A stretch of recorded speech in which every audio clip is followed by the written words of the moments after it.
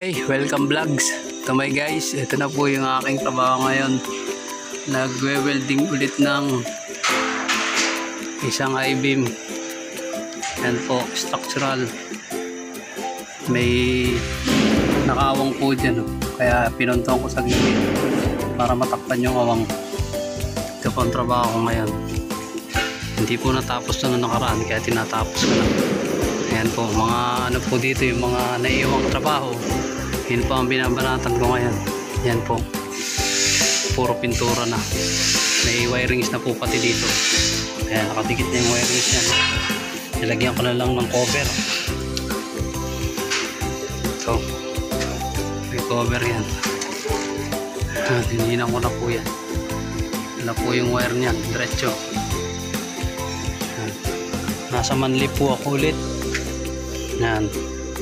Nasa ibabaw ulit tayo. Medyo mababa ngayon kumpara nung nakaraan. Yan. May isang linggo na po akong paangat-angat. Yan po. Tatapusin ko ng kabilaan po ang hinang yan. Kabila, hinangin ko ulit yan. Support po yan ng wire papunta dun sa pump. Yan po yung wire diretso sa taas. Yan, tinabunan ko ng cover para hindi masunog yung wire. Yan, diretso po yan sa baba.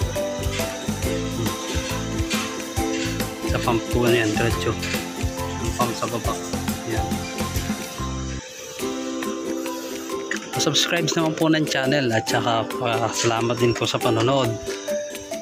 Yan, ito po trabaho namin. Nasusunod, hindi ko alam kung ano. Pero wari ko yan pa rin, welding pa rin po. Meron na baling support maaaring ipagawa sa akin. Yung round bar na kulay gray. Maaaring yun ang ipagawa sa akin. Yan. Yung palipong wire. Round bar yan. Kulay gray. Nadali po yata ng isang manlip. Doon nagkabit sila ng wiring. May manlip pa rin po pakita dito. Doon sa electrical. Baka nadali nila. Pinapuputol sa akin yan. Tapos yun, isa pang maliit na wire. Lalagyan din support ng maliit na tubong to. Yung pink. Tapos nagpintura po ako kahapon ng pink tsaka gray. Yan po mga ginagawa namin dito. Yan, marami na po nakadikit ng mga tubo. Halos lahat po yan natapos na. Okay. Oops. Yan po yung huli kong binabanatan ngayon. Tapos mamaya sa kabila. Sa kabilang side naman. Para tapos na, diretso pintura po yan. Okay. Yan po. Mga polish po yan nasa baba. Tapos yung isa kasama ko nasa kabila yun.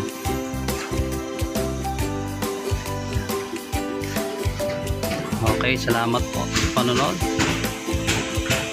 Nandito na po ako sa kabilang side. Lumusot naman po yung ating mga penetration kahit paano medyo madumi lang. Kasi nga ano siya, maraming pintura, hindi na nag-grind. Lumusot naman po yung mga penetration kahit bahagya. Lalaksan na lang natin ang perahe para yan ay alam mo, kumapit. Yan. Tapos na po tayo dito sa kabilang side. Okay, ito na po yung wire nakaharang kaya nilagyan natin ng cover para hindi ba masunog. Pababa po yan dun sa baba. Yan.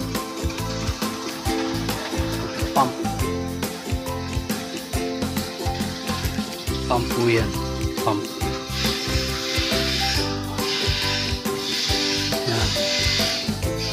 Okay, tirahin na po natin. Okay na po guys. Okay na po vlog. Welcome to my guys. Okay na po. Nahinang naman po natin ang maayos. Dumikit naman po yung bakal. Kahit bahagya ba. Hindi marami lang kasi nga maraming pintura.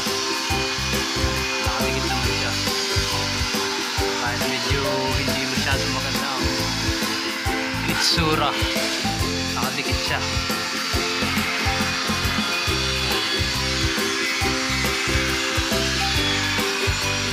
Yan. Kaya ang gagawin natin, pinturahan po natin yan pagkatapos. Yan. Thank you po sa inyong panonood. Subscribe naman po dyan mga ka-vlogs. Okay po. At lilipat ulit tayo ng pwesto. Kung saan man yon, maaaring doon sa kabila.